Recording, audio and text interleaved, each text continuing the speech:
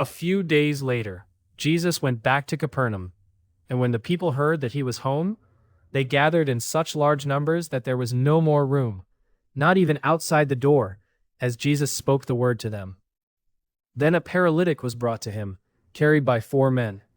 Since they were unable to get to Jesus through the crowd, they uncovered the roof above him, made an opening, and lowered the paralytic on his mat.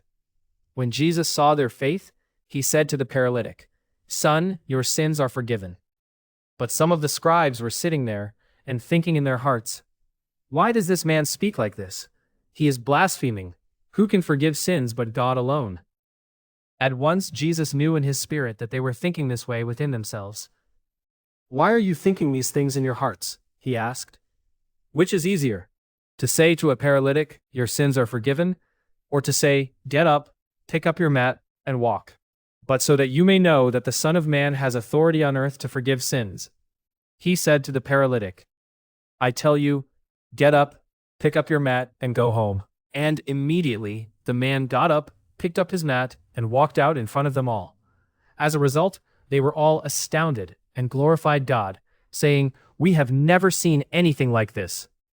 Once again, Jesus went out beside the sea. All the people came to him, and he taught them there.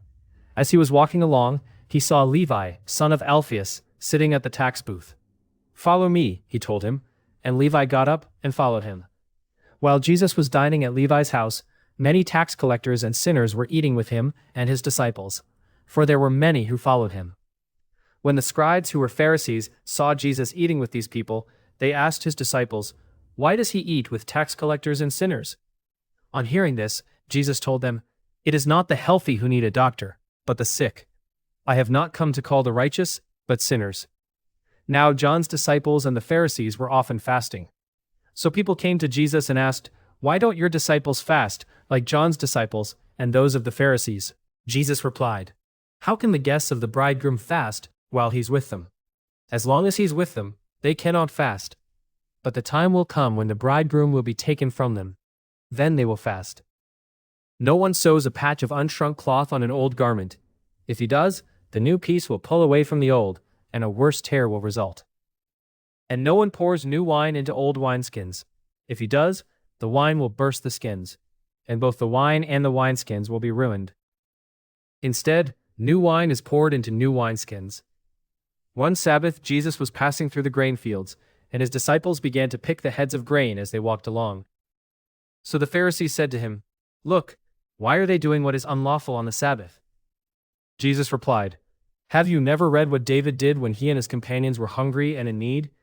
During the high priesthood of Abiathar, he entered the house of God and ate the consecrated bread, which was lawful only for the priests. And he gave some to his companions as well. Then Jesus declared, 'The Sabbath was made for man, not man for the Sabbath.